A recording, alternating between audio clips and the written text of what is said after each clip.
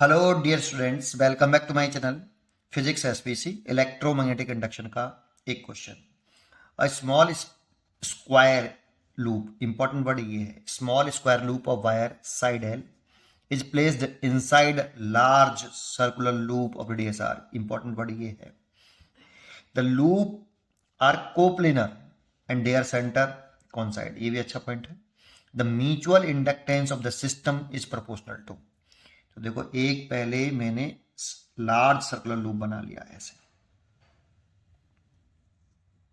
ठीक है, और इसमें एक इस जगह पर मैंने एक बहुत छोटा सा स्क्वायर लूप लिया, बहुत छोटा। ये सर्कल काफी बड़ा है और स्क्वायर बहुत छोटा है ना। ये ध्यान रखना, that means R is greater than L. ये बात बहुत इंपॉर्टेंट लाइन है ये, इसी पर ये क्वेश्चन टिका हुआ है। अब म्यूचुअल इंडक्टेंस पूछ रहा है हमसे, तो एक बात, अब म्यूचुअल इंडक्टेंस होता है ना, अब इसमें से एक को हमें प्राइमरी मानना पड़ेगा और एक को सेकेंडरी। म्यूचुअल इंडक्टेंस जो होता है M is independent of flux secondary coil से, करंट प्राइमरी कॉइल में D I P over D T, इनसे इंडिपेंडेंट होता है बेटा। it is depends on dimensions of loops,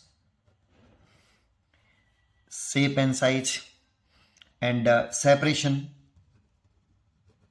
between two loops, separation between primary coil है, secondary loop कह दो, coil कह दो, कॉइल्स ना, और ओरिएंटेशन ईटीसी, है ना। इन पे डिपेंड करता है, इनसे इंडिपेंडेंट होता है। वैसे एक्चुअल में म्यूचुअल इंडक्टेंस का फॉर्मूला पढ़ा हुआ आपने, सेकेंडरी कॉइल का टोटल फ्लक्स, ये टोटल फ्लक्स होता है is equal to M I P. Total flux का मतलब जितने भी टर्न है, अगर एक टर्न ही है तो ठीक है, अगर आपका उसमें टर्न है एन एस, तो एक टर्न से पास होने वाला फ्लक्स फाई एस, तो एन एस टर्न से पास होने वाला flux N phi S T, ये टोटल फ्लक्स होता है। ये प्राइमरी कॉइल में फ्लो करने वाली करंट होती है। अब इसमें हम किसको प्राइमरी माने किसको सेकेंडरी माने वो मैटर नहीं करता, क्योंकि करंट से और फ्लक्स से तो इंडिपेंडेंट ही है। तो फिर आपका इंपॉर्टेंट ये है कि किसको प्राइमरी माने। इस ऐसी कॉइल को आप प्राइमरी मानो जिससे सेकेंडरी कॉइल से फ्लक्स निकालना आसान हो जाए। तो बेटा प्राइमरी कॉइल इसको मानने से, सेकेंडरी कॉइल इसको मानने से फ्लक्स निकालना आसान हो जाएगा। तो मैंने इसको करंट माना है। अब इसको करंट मान के सेंटर पर मैं डिफिन निकाल सकता हूं, अगर इसकी रेडियस हमें दे रखी है आर, तो इसको मैंने प्राइमरी कॉइल मान लिया बेटा, तो मैं करंट भी आई पी मान लेता हूं। अब सेंटर पर ड्यू टू सर्कुलर करंट करेंगे लूप है, तो सेंटर पर मैग्नेटिक फील्ड निकालना आता है हमें। तो मैग्नेटिक फील्ड कितना होता है due to primary coil centre पर, magnetic field at centre, magnetic field intensity at centre of loop, circular loop. तो बी इज इक्वल टू होता है mu naught upon 4 pi 2 pi I P over इसकी radius R. अच्छा, कुछ बच्चों को ऐसे याद होता है, काट काट के याद होता है, ऐसे नहीं, म्यू जीरो आई पी बटे 2 पाई से 2 पाई कटने के बाद 2 आर, तो ऐसे याद कर लो या ऐसे कर लो, ठीक है। अच्छा, अब इतना मेडिफिल सेंटर पे है बेटा। अब स्क्वायर लूप का फ्लक्स निकालो, क्योंकि सेकेंडरी कॉइल मैंने इसको माना है भाई। अगर मेरे को टोटल फ्लक्स निकालना है, ये वाला एम निकालना है, तो सेकेंडरी कॉइल से फ्लक्स चाहिए मेरे को, तो सेकेंडरी कॉइल तो मैंने स्क्वायर लूप को माना है ना। तो सेकेंडरी कॉइल का अगर फ्लक्स निकालना है, तो फ्लक्स इन सेकेंडरी कॉइल वो भी टोटल इज इक्वल टू, ये होता है बी ए कॉस थीटा, लेकिन इंपॉर्टेंट होता है एरिया इन द लूप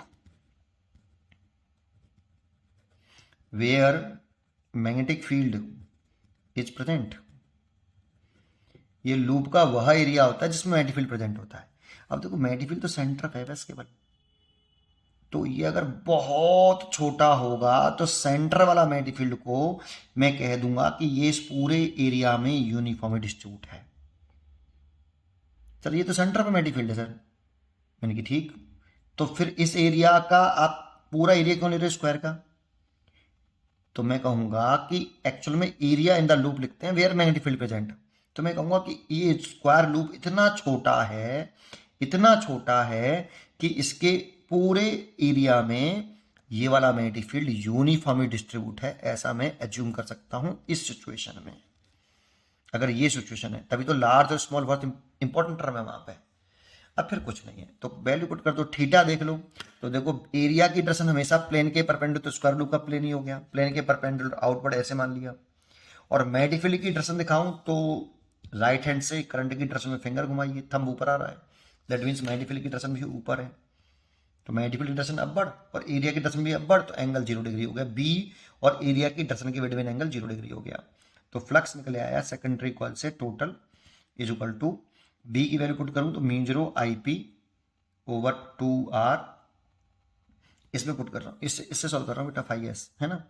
ये तो बी की वैल्यू पुट कर दी, एरिया लिखूं स्क्वायर लूप का एरिया, तो स्क्वायर लूप का एरिया साइड उसकी एल दे रखी है, तो साइड का स्क्वायर होता है तो एल का स्क्वायर, स्क्वायर का एरिया क्या होता है साइड का स्क्वायर, और एंगल है आपका 0 डिग्री। तो ये हो गया। इसकी जगह पे मैं लिख सकता हूँ M I P is equal to μ0 IP L square बटे 2R। आई पी से तो आई पी कैंसिल हो गया, तो एम जो आ गया वो आ गया μ0 L square upon 2R, cos 0 value 1 है। ये बी की वैल्यू हो गई और ये आपका एरिया हो गया, ये आ गया। तो mutual inductance is proportional to L square upon R, इसीलिए इसका आंसर आना चाहिए ए। पढ़ते रहिए और खुश रहिए।